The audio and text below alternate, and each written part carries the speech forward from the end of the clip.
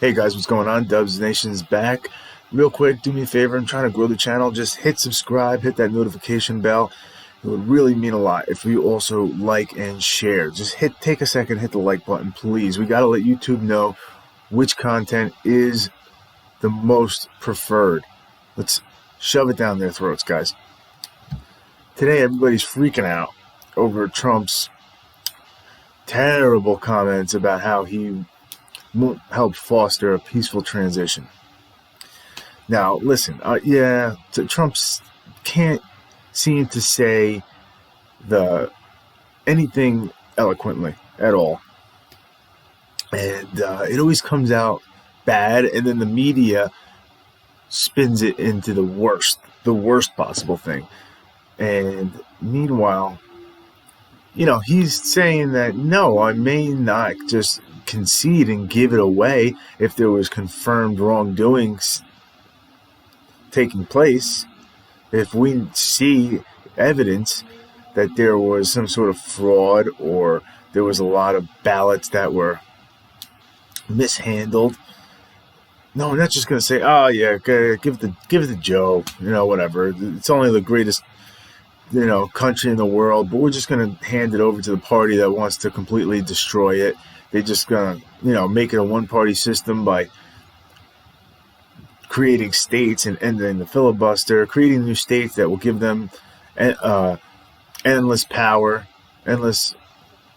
with no contention at all, with nobody to fight back against them. Just let them change, let them pack the core. It's all right. No, he's saying, listen, I'm going to see if there's something that comes up that, we don't know. This 2020 has been a crazy year, and you Democrats are a bunch of shady dudes. They're shady people. Okay? You obviously will do anything. They will obviously do anything to regain power. Look at them. They're talking about impeaching him just so that he can't fill the Supreme Court seat. And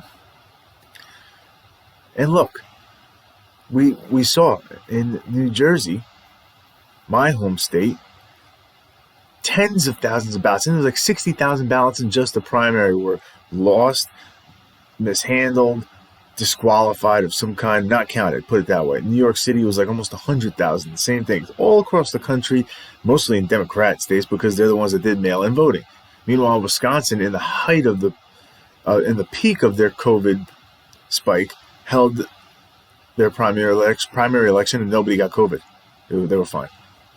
No election problems at all either because they held it normally. So look, in Patterson, we all know about the fraud that took place there. They caught him.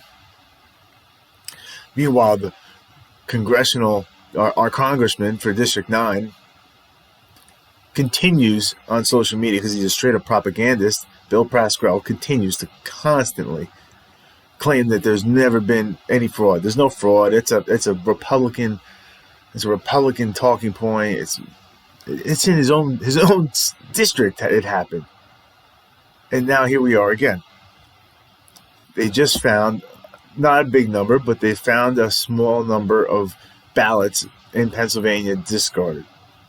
DOJ orders Pennsylvania County to change ballot practices after troubling findings. This is Fox News. The Justice Department sent a letter to Pennsylvania County on Thursday ordering it to change its practices after multiple military ballots were found discarded.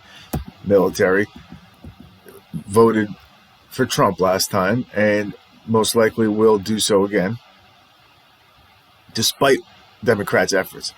The issue surfaced earlier in the day when the DOJ announced that it had recovered a small number of discarded ballots. While the Justice Department would not say where they had found the ballots, they did say there were 9 recovered, 7 of which cast for President Trump, while the other 2 were sealed by Luzerne County before the FBI recovered them. In this letter to Luzerne County officials, U.S. Attorney David Freed indicated that the additional ballots material were found in a dumpster. Freed said that their investigation yielded troubling findings, including that the county allegedly improperly opened the ballots. They opened the ballots and to see who the people voted for, and then threw away the ones that were voted for Trump. What? This is not the only instance.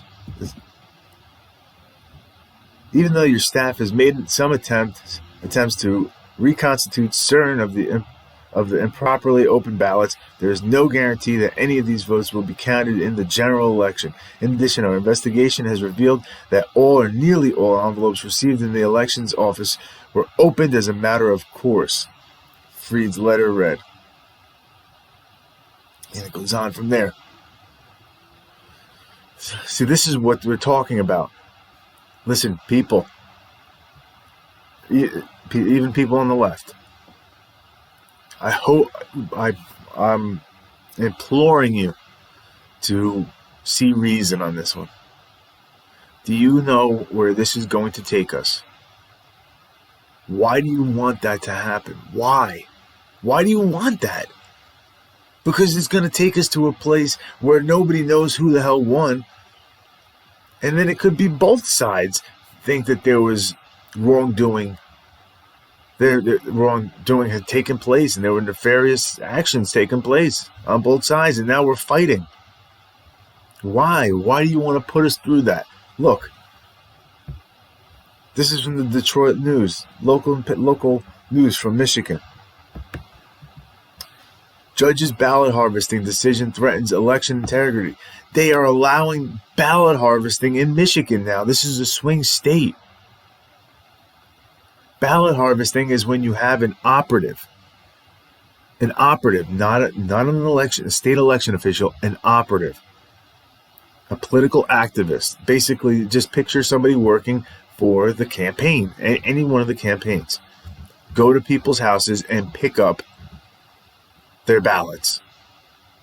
Do you know how there was already somebody, a Republican now, caught cheating in North Carolina doing that?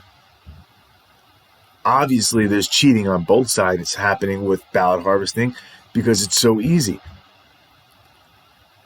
They just don't pick up from the areas that they know are going to vote for their opponent.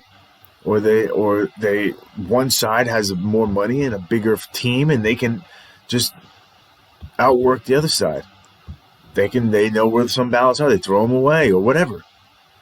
So much can happen. The death of democracy will not come in the form of a single dramatic event. From the Detroit News, it will be a steady, incremental chipping away of our institutions and our laws until we do not recognize our nation. Most recently, it comes in the form of a jurist in Michigan legislating from the bench, and in doing so, threatening the integrity of our election. Last week, Judge Cynthia Stevens ruled that clerks must accept and process late ballots received up to 14 days after the November 3rd election, as long as the ballots are postmarked by November 2nd, 2020.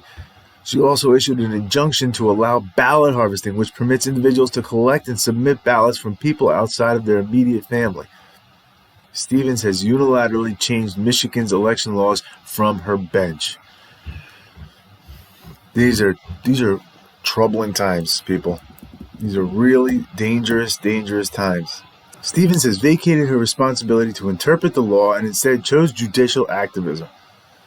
Her 14-day acceptance window means individuals now have more and greater opportunity to perpetuate election fraud. With her ruling, Stevens has allowed for ballot harvesting in Michigan, which has made it possible for individuals or even groups to organize efforts to gather up absentee ballots and deliver them to drop boxes and clerk's offices throughout Michigan. Or perhaps even more concerning, a campaign operative could gather ballots from supporters of the opposing candidate and then throw the ballots in the trash. This ruling also begs the question, what assurances do we have that these individuals and groups will not attempt and succeed at influencing how those ballots are filled out? Stevens has disenfranchised voters that elected representatives to the legislature to propose, debate, and pass laws in the best interest of their communities.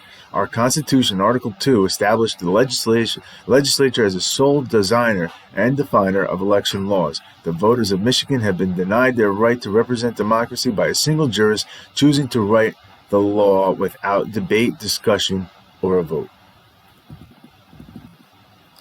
The latest act by Stevens follows a pattern of elected and appointed officials abandoning their constitutional duties in favor of furthering a progressive agenda. If Stevens wants to write laws, she should have campaigned to be elected to the state legislature or to Congress instead. She was appointed a judge.